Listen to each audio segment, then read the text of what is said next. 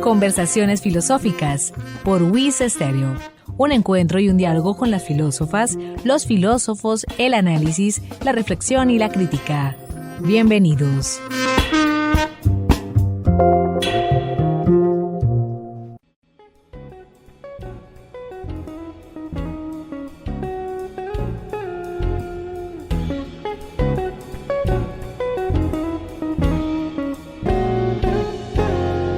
Amables oyentes, bienvenidos a Conversaciones Filosóficas desde la Escuela de Filosofía de la Universidad Industrial de Santander, un espacio de encuentro, de análisis y de diálogo, con las filósofas, los filósofos, la reflexión y la crítica.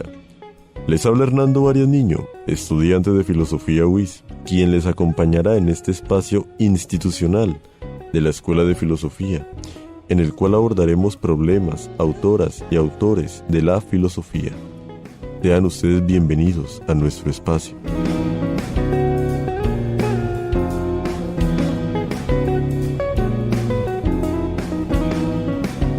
En el programa de hoy nos acompañará el profesor Carlos Ulloa Rivero, bumangués, es doctor de Filosofía de la Universidad Nacional de Colombia, docente de cátedra de la Escuela de Filosofía UIS y de la Facultad de Ciencias Políticas y Gobierno de la Universidad Pontificia Bolivariana.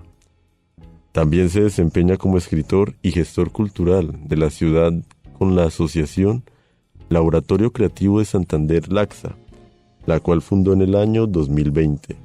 Con la editorial del mismo nombre, ha publicado 2 poemarios, Elevación 2023 y Moiras 2021, y el libro de ensayos Antítesis 2022. Bienvenido, profesor Carlos. Fernando, muchas gracias. Un saludo para todos y todas. Para abrir la conversación se compartirá el siguiente fragmento. Características del colombiano. Imposibilidad de lo concreto. En sus manos todo se vuelve vago. Falta de moralidad. La noción de deber le es desconocida. La única regla es el miedo al gendarme o del diablo. En su alma ninguna estructura moral, ni intelectual, ni social.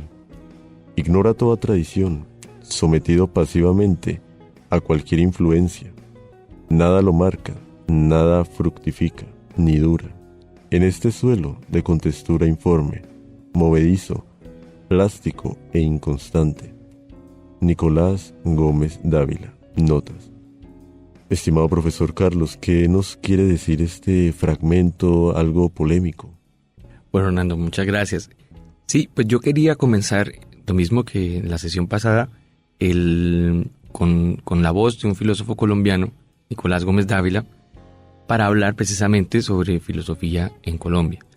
Traje este aforismo ácido que muy bien representa de nuevo la ironía, el carácter odioso de Nicolás Gómez Dávila al escribir y que hace una valoración del colombiano, ¿no?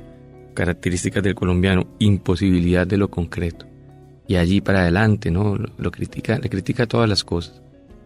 Es muy interesante pues ver la visión de digámoslo, un aristócrata criollo, ¿sí? Sobre el colombiano, ¿no? Porque de alguna forma pues es una visión clasista, de todas formas, pero que no deja de tener algo de realidad. Y yo pienso que aquello que hay de realidad en las palabras de Gómez Dávila tal vez no son tanto como sus adjetivos o específicamente el problema que quiere resaltar, sino la frustración de ser colombiano.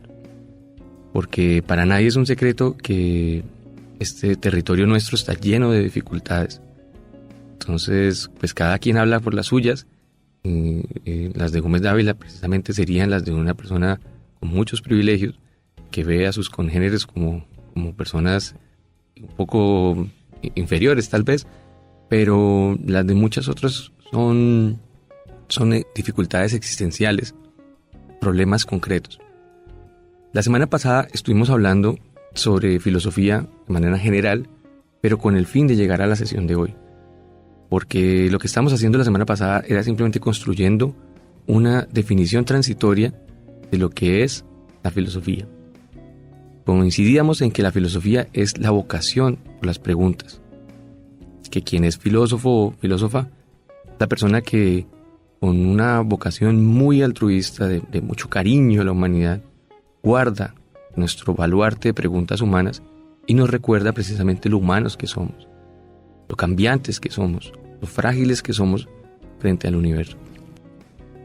Lo que quería con esa definición es que pudiéramos entender de una manera un poco más general, pero al mismo tiempo más aterrizada, qué pasa cuando una persona en Colombia tiene esa vocación. ¿Cómo puede seguir esa vocación? Se profesionaliza, se vuelve un filósofo, consigue un título de filósofa, o vive en las calles, vive en la acción, vive en los proyectos. Entonces, eso es lo que nos lleva a pensar entonces, ahora es en la pregunta que podríamos tratar el día de hoy, que es, ¿cuáles son las características propias del preguntar colombiano? Entonces no nos vamos a enfrascar en una discusión muy específica sobre si existe una filosofía en Colombia, existe una filosofía colombiana como tal. No vamos a hablar de algo más concreto, que es cómo se hacen preguntas acá en Colombia. ¿Qué tal? ¿Cómo se vive el preguntar aquí en Colombia? Y desde ahí mismo, estimado profesor Carlos, es que se ha propuesto esta segunda parte, ya no solamente definiendo como lo hicimos en una emisión anterior de el preguntar, qué será el preguntar, cómo surge el preguntar, definitivamente ahora aterrizarlo a este contexto, tampoco en aras de, como bien su merced definía, si determinantemente hay filosofía en Colombia y se ha hecho pensamiento filosófico colombiano, sino más bien, como bien te pediría amablemente que volvieras a hacer la pregunta. Correcto. Sí. Entonces, si entendemos que la filosofía es hacerse preguntas, hoy nos vamos a preguntar precisamente cómo se hacen preguntas en Colombia. ¿Cuáles son las características específicas del preguntar en Colombia? Estimado profesor Carlos Ulloa, ¿qué podríamos decir acerca de la pregunta anteriormente planteada y bueno, ya entrando en concreto al programa del día de hoy? Muy bien, Hernando. Nos preguntábamos entonces cuáles son las características propias del preguntar colombiano. Esto para precisamente tratar de dar luz sobre la situación de las personas que sienten esa vocación hacia las preguntas y que de alguna forma son filósofos y filósofas en este territorio, en Colombia. Una conversación muy interesante sobre la historia del pensamiento colombiano, el pensamiento filosófico.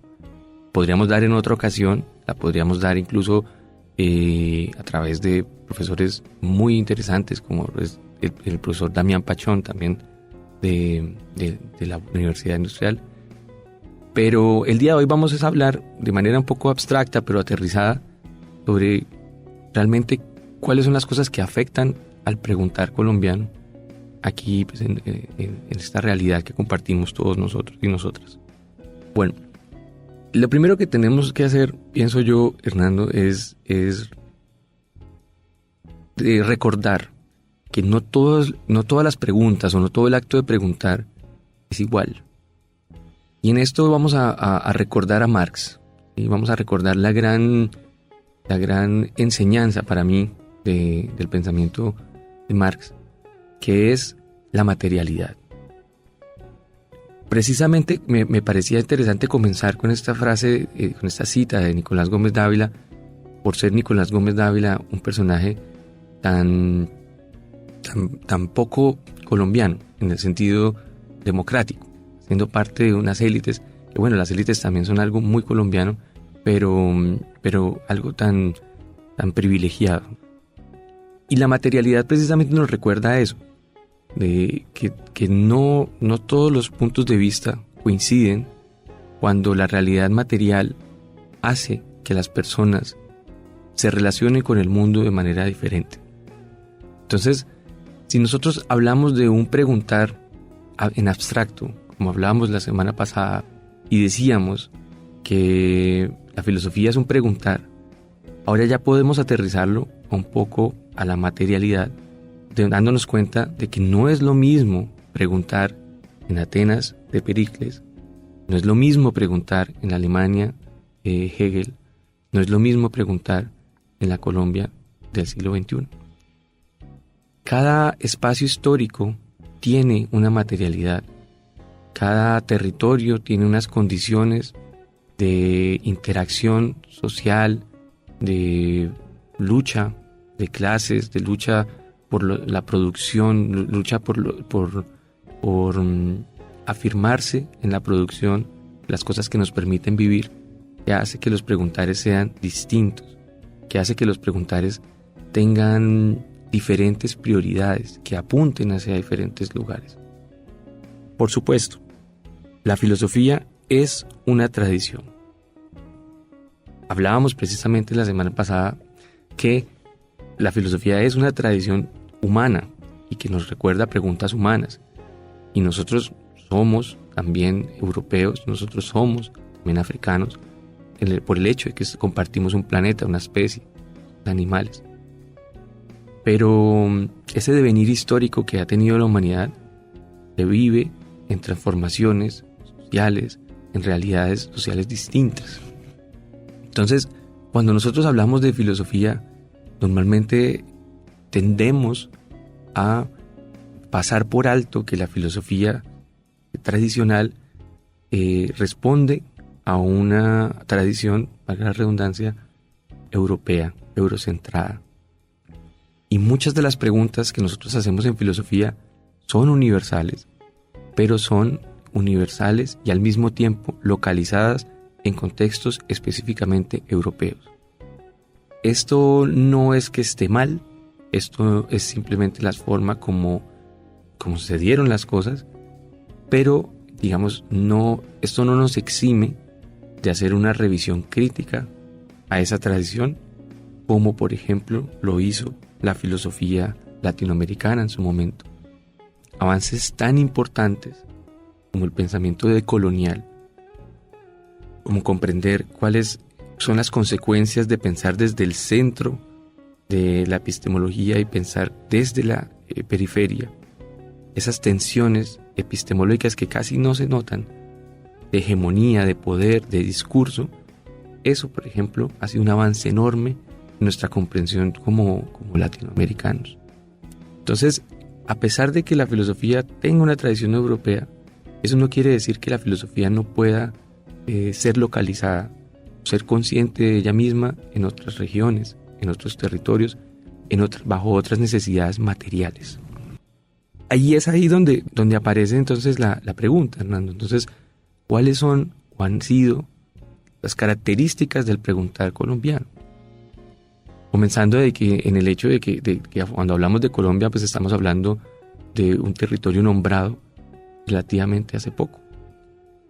Porque si quisiéramos abrir la pregunta, entonces tendríamos que hablar de un territorio americano. Y quizás para no centrarnos precisamente de nuevo en el poder eurocentrista del discurso, podríamos hablar cuáles son las características de un preguntar de la selva, de la montaña, de la gente del altiplano, etc. Y ahí tendríamos que echar mano, por ejemplo, de saberes ancestrales, de la voz de pueblos originarios. Todo depende de la determinación que uno quiera hacer.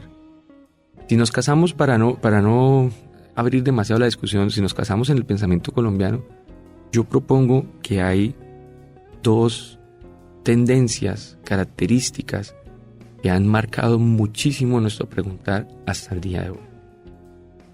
La primera es la influencia enorme que tuvo y que hoy en día todavía tiene la Iglesia Católica sobre nuestra manera de preguntar.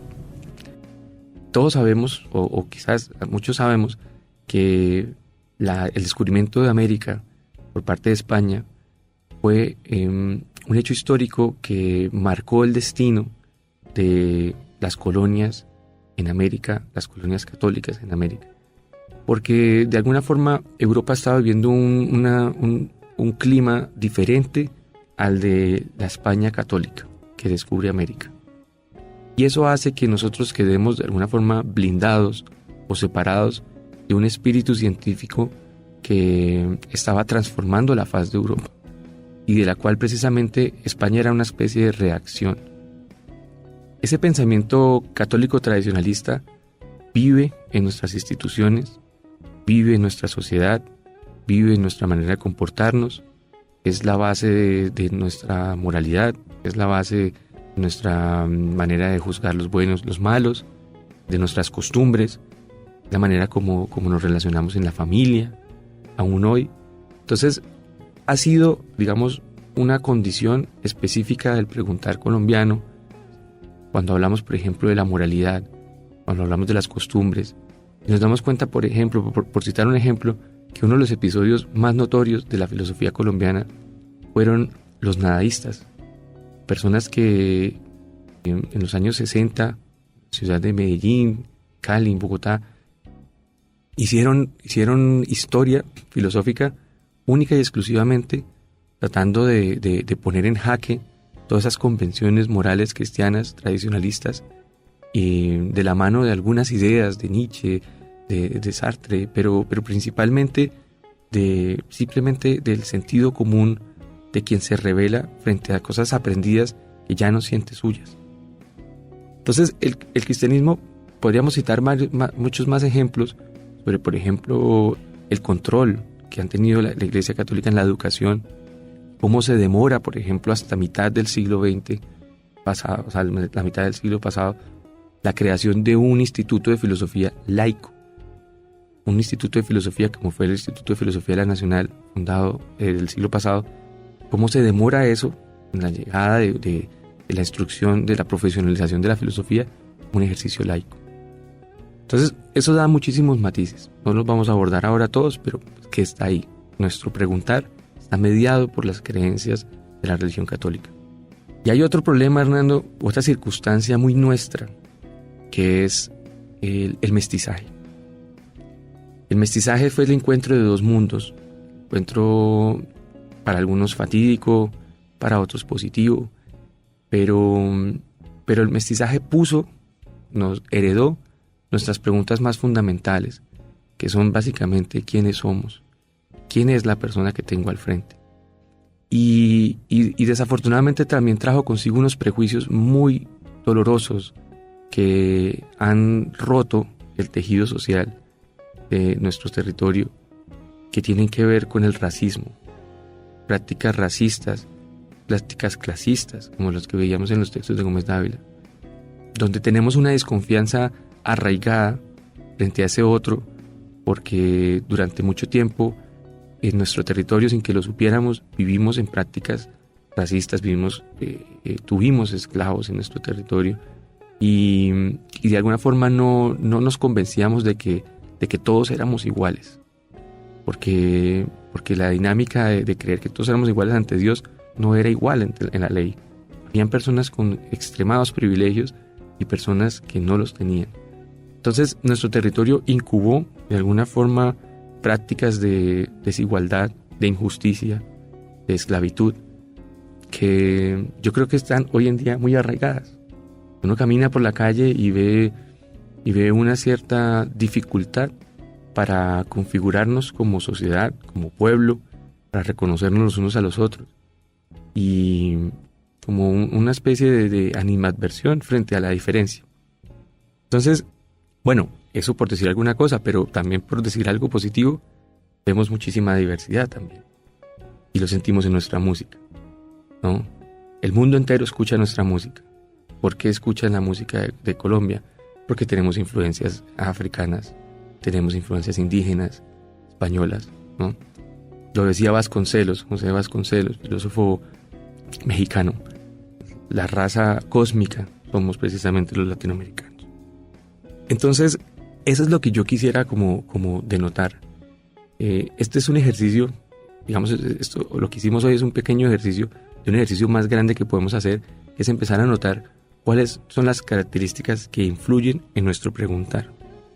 Si nosotros tomamos todo esto y lo aplicamos y lo llevamos al caso concreto de un joven, una joven que quiera dedicarse a la filosofía, nos encontramos por lo menos entonces con tres cosas. La primera, que nuestro territorio tiene unas condiciones materiales específicas. Y hay que ver el contexto donde viene ese joven. Si realmente viene del privilegio, ¿sí? Y viene con esta noción aristocrática que el pensamiento es ocio y esto, o es una persona que se labra el camino en las preguntas, a pesar de tener que trabajar desde muy joven, a pesar de tener esa incertidumbre laboral de cómo voy a hacer para ganar dinero después con esto, etcétera, etcétera. Número 2, la moralidad cristiana. Tenemos un reto muy grande, las personas con vocación filosófica, para abrirnos caminos en medio de estas reacciones católicas que temen de alguna forma que se cuestionen los valores, que se cambien ciertas prácticas. Y número 3, tenemos una deuda histórica muy grande con nuestros antepasados por entender y, si queremos, resignificar este proceso de mestizaje que ha creado brechas sociales que yo siento que las vivimos todos día a día.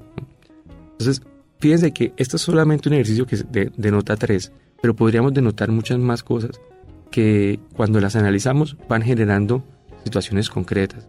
¿Por qué es tan difícil conseguir trabajo como filósofo, como filósofa hoy en día? ¿Por qué los filósofos nos reducimos a un espacio que llamamos la academia y nos perdemos de ser actores culturales en la sociedad, actores transformadores?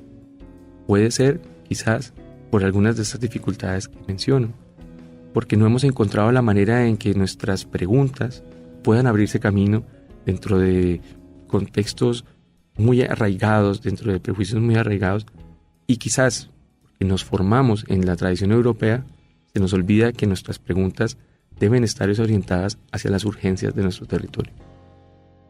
En ese orden de ideas, estimado profesor Carlos Ulloa, ya podemos decir que se ha podido abordar no necesariamente el hecho de irnos a otros lugares, sino concretarnos en nuestro territorio, en nuestro lugar físico y material.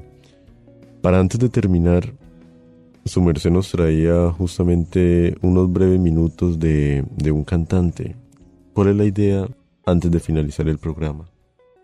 Claro que sí, Hernando. Vamos a escuchar los primeros minutos de la obra Algoritmo del piedecuestano Edson Belandia, precisamente para ver cómo una persona desde el arte hace una reflexión sobre nuestra cultura, nuestra moralidad, los problemas de nuestra sociedad, de forma filosófica y artística. Cuando se llevaron a mi hermano para el cuartel, era tanta la ignorancia familiar que pensábamos que eso era bueno, que era seguir el ejemplo de mi abuelo Luis María y de mi tío Alfonso, que habían sido reclutas y nunca tuvieron melena. Yo no sé por qué mis abuelos, mis cuchos y el cojo Rincón no le tenían miedo a la guerra, o era que querían que se muriera el peladito. Pero no creo que hilaran tan fino. ¿Cuál guerra?, decían. ¿En dónde? ¿Será porque el tío Alfonso fue soldado del batallón que mató a Camilo Torres en San Vicente y no teníamos miedo porque nos creíamos por eso los mejores reclutas? ¿O será porque mi abuelo era enfermero y conservador y mi abuela Rosa era vieja, orgullosa y liberal y se habían podido aguantarse tantas décadas pues es que teníamos fe en todo? Pero yo no creo que en todo. Mi abuela era analfabeta y mi abuelo era muy anciano. Mis padres eran obreros y todos queríamos ser soldados, menos las mujeres, porque solo en la guerrilla hay pistoleras. Ay, Dios mío, 3 cosas nos heredaron los mayores: el televisor, el teléfono y el servicio militar. Que en paz descansen los 3 parientes y en paz descansen las 3 herencias. Que en paz descansen los abuelos que se murieron de viejos y de aburrición y el tío Alfonso que lo mató la guerra, pero no lo mató en el monte cuando era soldado, sino en el Parque Romero, frente a la puerta del cementerio, ya siendo cuarentón, al día siguiente de coronar la presidencia del sindicato de floristeros. ¿Cuántos balazos le habrá metido a mi tío el pistolero? Yo lloraba porque pensaba que uno tenía que llorar a un tío muerto, pero dejé de llorar de pronto porque mi hermano me dijo: ¿Usted es que es huevón o qué? Él iba cargando el lado trasero derecho del ataúd, con una camisa verde de cuadros y unas gafas de piloto que tenía. Iba con el pecho en alto, mi hermano lampiño. Después entendí. A los que van al ejército les enseñan que no hay que llorar los muertos, mucho menos si son sindicalistas. Hermano mío, usted y yo crecimos jugando a los maratonistas y decíamos que lindo fuera tener algún día una casa con la fachada verde de enredaderas. Y cuando usted tuvo 21, con maravillosas acrobacias obreras compró una casa y dijo: ahí está la casa, en 10 años va a mirarse verde. Éramos veloces, ni muy tristes ni muy alegres.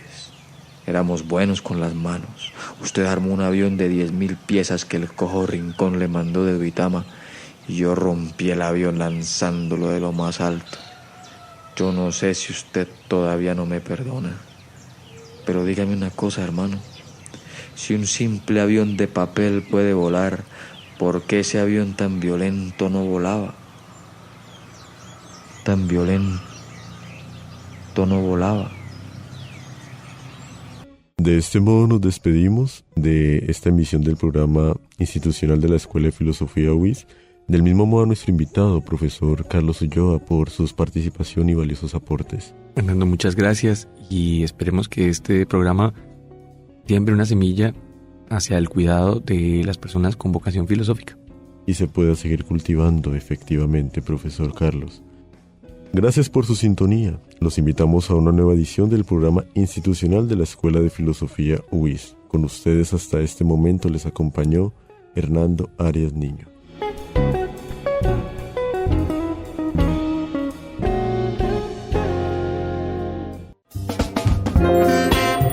Emisora UIS presentó Conversaciones Filosóficas, espacio radial institucional de la Escuela de Filosofía UIS. Sintonícenos todos los lunes a las 11:30 am en los 96.9 MHz, UIS Estéreo, la voz de la universidad.